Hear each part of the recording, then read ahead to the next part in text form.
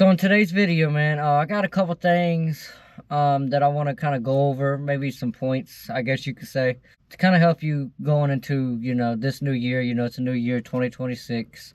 Some of y'all might have goals, some of y'all might have New Year's resolutions. And I just got a couple things that, maybe you can apply them to your life. And maybe, I don't know, maybe they could help you with your goals and resolutions, or, whatever it is you got going on. I just got a couple things that I kind of wanted to get off my chest, if you will. So there's a lot of information out here in the world today, here in 2026. I mean, we have access to so much information, man. If there's anything that you want to find out, it's so easy nowadays with the amount of information that's out in the world. It's so easy to find out what you need to find out. It's so easy if you want to learn something to get on the internet and develop a skill or learn how to do something. But there's so much information out in today's world, man. It's hard to know what to believe. It's hard to know what to think. You know what I mean? Because you got so much information out there, so it can kind of jam your head and jam your brain, and you don't know how to think or know what to do. So maybe these couple things that I wanted to go over with you guys can kind of help you clarify your mind a little bit. And just kind of, keep an open mind, as I'm going through these things here. I don't know if you've thought about things this way or anything like that, but, kind of just try to keep an open mind. The first thing I wanted to kind of go over is life is gonna life, man, and there's gonna be so much in life that is out of your control. There's so much in life that you cannot determine what's gonna happen. You can't predict what's gonna happen. Life be lifing. So the first piece of advice I kind of want to give everybody is control what you can control, man. Because like I said, there's so much out there that you can't control. Life be lifing. And life is not fair, bro. I mean, straight up, life is not fair. There's no such thing as a fair life. But what you can do is control the controllables. There's so much in life today that we as human beings, we can control. You know what I mean? We can control how we're going to live our life. We can control what we're going to spend our money on. We can control, what we're going to spend our time on. And those are just small things that we can control day-to-day basis to help improve our life. So control the controllables. And like I say, there's things out there that we cannot control. For instance, say you're driving down the road and your tire blows out. You can't necessarily control the fact that your tire just blew out.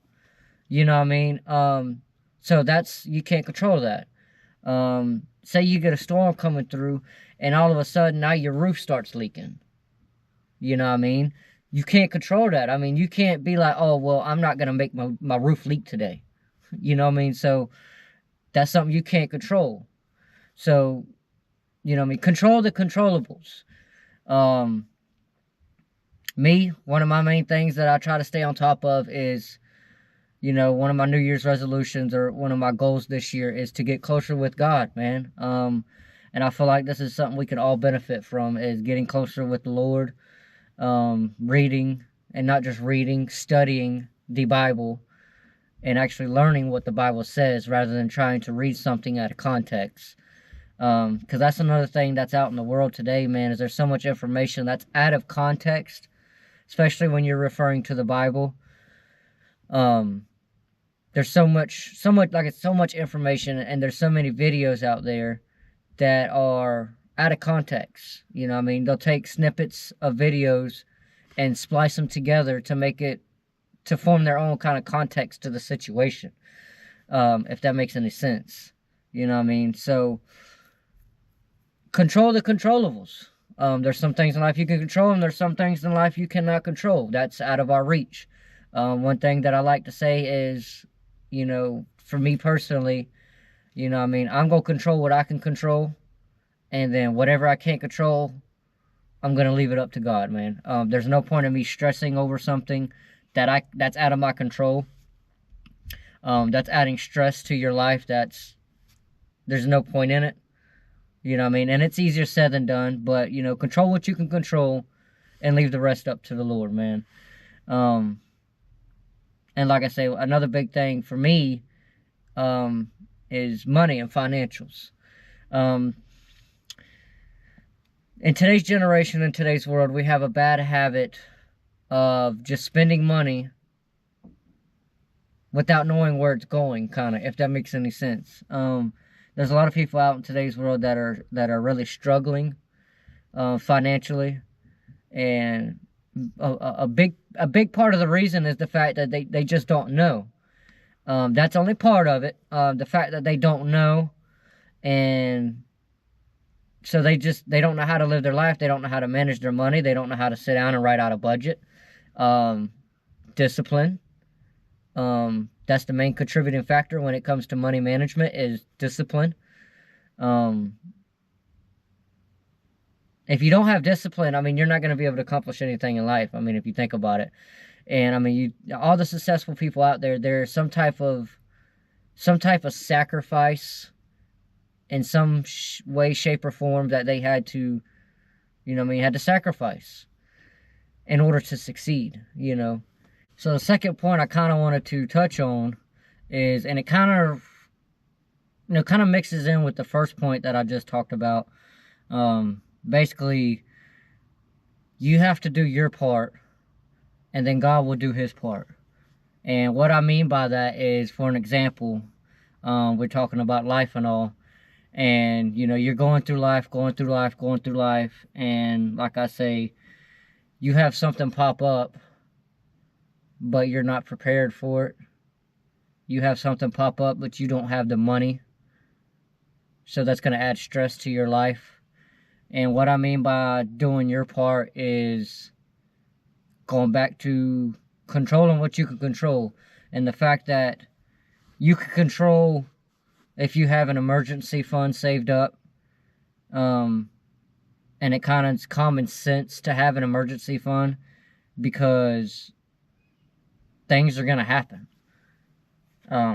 That's life. Things are going to happen. And whether we're ready for it or not, it's going to happen. And, you know what I mean? I see so much out into today's world. There's so much negativity, man. And there's a lot of people, they're just like, why does everything happen to me? Everything just happens to me. Nothing happens bad to nobody else. Everything happens to me. You know what I mean? And we have to stop and take a step back and realize, you know what I mean, we're riding down the road and the car blows up, the motor blows up, and now we instantly start stressing because we're just like, how am I supposed to deal with this, and I don't have any money? And that refers back to controlling what you can control, because if you do not have an emergency fund saved up for emergencies, when the emergency comes, and it will come, you're not going to be able to handle that. So it's like you start a domino effect. When one thing starts popping off, something else is going to pop off. And generally speaking, things pop off when you're not ready for them. Things pop off when you don't have the money for them to be popping off. But they popping off anyway. So it's like, man, there's so many people out here that complain and complain and complain. But yet they consume and they consume and they consume. And they're wondering why they can't get ahead. You know what I mean? You can't consume and get ahead all at the same time. There's some, like I said earlier, there's some type of sacrifice. So, I mean, how can you complain when that thing that just happened to you could have been prevented in the first place? Not the actual thing that happened, but the stress that follows it thereafter. You know what I mean? Like I say, the car blows up and you're screwed, man, because you ain't got no money. You know what I mean? And I've been there, bro. And I mean, dude, the stress that it puts on your life, bro. And it's not even worth it, bro. It's not worth it. So one thing that you can control, bro, is to save money. And don't tell me you can't save money, bro. I bought a house for my wife and my 2 kids when I was making $15 an hour. Now, is that recommended? No, I do not recommend that.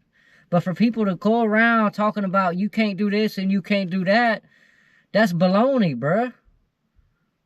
You know what I mean? Because like I say, I bought my wife and my 2 kids, I bought us a house to live in on $15 an hour, bro. $15 an hour. And most people would be like, that's not possible. But I did it. So how can you tell me it ain't possible? So don't let nobody tell you ain't nothing possible out here. Now, was I out here living life? No, I wasn't living life. Did I have money to just go blow and do whatever I wanted to with? No, that's not what I'm saying. You know what I mean? What I'm saying is it's possible. I had to budget that money. I had to be very strict and very disciplined in order to be able to buy a house at $15 an hour. I didn't have no money afterwards. You know what I mean? But it was doable. Do I recommend it? Like I say, no. I do not recommend it. There's steps and ways to go about things, to do things, to make things better. You know what I mean? So having an emergency fund is kind of common sense, bro. How can you complain about something that messes up and you don't have no money saved up to, you know what I mean, to back yourself up? You know what I mean? An emergency fund is your insurance policy for when things pop off. They about to pop off. They're probably going to pop off here soon. And if you ain't ready for it, you just start a domino effect. Because when one thing goes bad, everything's going to start going bad, bro. Everything's going to start going bad. And when you ain't got no money, that kind of sucks, bro. You know what I mean? You got all these bad things happening to you, and you ain't got no money. You don't know how you going to live. You don't know how you going to survive. Because you want to consume, and consume, and consume. No, man, stop. Take a step back and consume, but do it responsibly, bro. You know what I mean? If you ain't got an emergency fund set back that you do not touch, you can't be mad when something pops off and you don't know how you gonna handle it. Now, like I say, there's things that you can't control that happen. I get that. But 90 to 95% of these bad things that happen to us, that get worse, we can stop it. We can prevent it. All by doing what we can do to make it better. All by controlling what we can control up until that point. We can't stop the bad things that's going to happen. That's the uncontrollables. You cannot stop that. But what makes it a lot easier is when that bad thing happens, the uncontrollable happens, and you have the money put back to handle that situation. You know what I mean? It's crazy, man. And so the third point I wanted to point out to you guys is stop walking around here, man, always being so negative. Stop walking around here always talking bad to yourself. Oh, man, I'm an idiot. Dadgum, man, I can't believe I did that. Why in the world would I do that? Only a stupid person would do that. Why did I even do that? Why are you even doing that to yourself, bro? Why? That's not helping anybody, and it's especially not helping you. How is being negative gonna help you move into the future, you know what I mean, on a plus side? You know what I mean? You tell me one example of how being negative about something is gonna help better your life. No, bro. Why don't you practice waking up? Thank you, Lord. I appreciate it. I thank you for allowing me to wake up this morning. I thank you for allowing me to have breath in my lungs this morning. I thank you for allowing me to have a roof over my head and food in my stomach and clothes on my back. You know what I mean? There's so many people in this world, bro, that don't have a third of what you got. But you so busy being so negative, you can't even take a step back and realize how good you got it compared to other people. Just because you ain't got $1 million in your bank account don't mean you ain't rich. You can be rich and have $0 in your bank account. You know what I mean? Rich is understanding that money is not everything. Rich is understanding that my wife and my 2 kids are healthy and happy. They wake up every single morning because God allows them to be able to wake up. I am rich. I am so happy to have my family, bro. And it's like, there's nothing in this world to me that means more than one, God, two, my wife, and three, my kids, bro. There's nothing else in this world that matters more to me than those four things right there. God, wife, kids. Actually, three things. And then you work down the list on everything else that matters to you, bro. But stop going through life, bro, being so negative all the time. Why don't you try walking around being positive? Instead of saying, I can't do that, why don't you ask yourself, how can I do that? What steps do I need to take in order to be able to reach this goal that I got? Instead of being like, that's way too far out of reach. How? I can't reach that. How in the world am I going to reach that? There ain't no way I'm going to reach that. No. You tell yourself, I can reach that. Now, once you make up in your mind that you can reach it, you write out how you going to do it. Step by step. It's that simple and that hard all at the same exact time. All at the same exact time. So the fourth point I kind of wanted to go over is, and it might sound simple, bro, but it's probably one of the hardest things to do. And so the fourth point I wanted to go over with is patience, bro. We gotta have patience, bro. Nothing happens overnight. Actually, I got my Bible right here. There's actually a verse that I wanted to read to you guys. So let me grab this out. So we're gonna go to the book of Isaiah.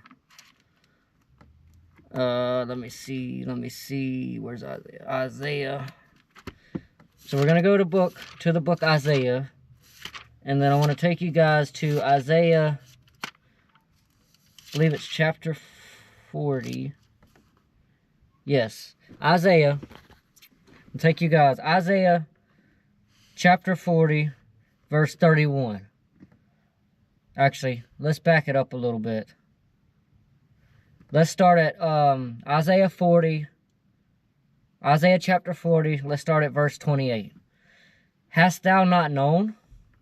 Hast thou not heard that everlasting God, the Lord, the creator of the ends of the earth, fainteth not, neither is weary?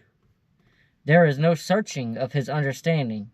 He giveth power to the faint, and to them that have no might he increased strength. Even the youths shall faint and be weary, and the young men shall utterly fall.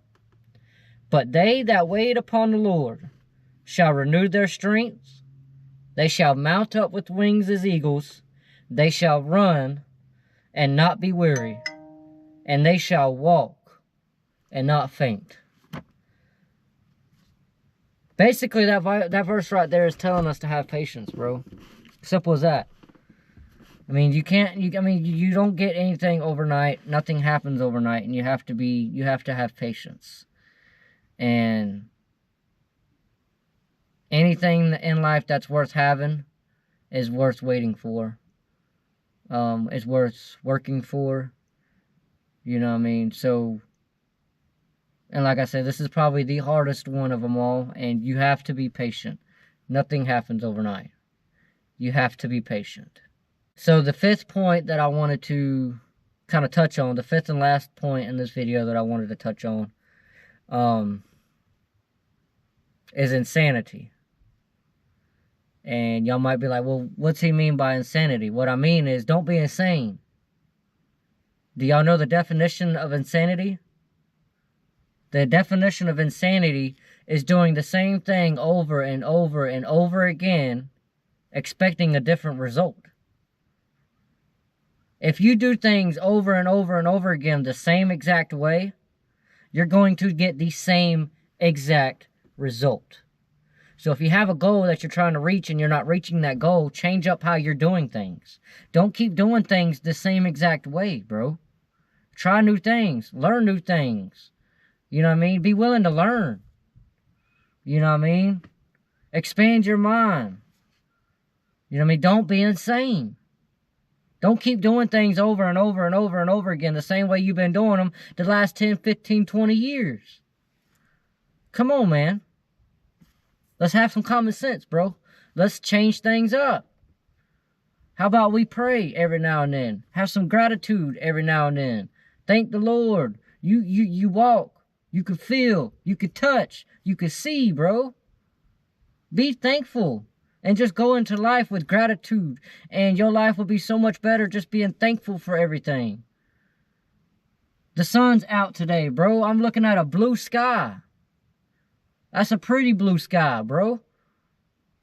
It was storming yesterday. You can't even tell. I'm thankful. I'm thankful for the rain we had because we needed it.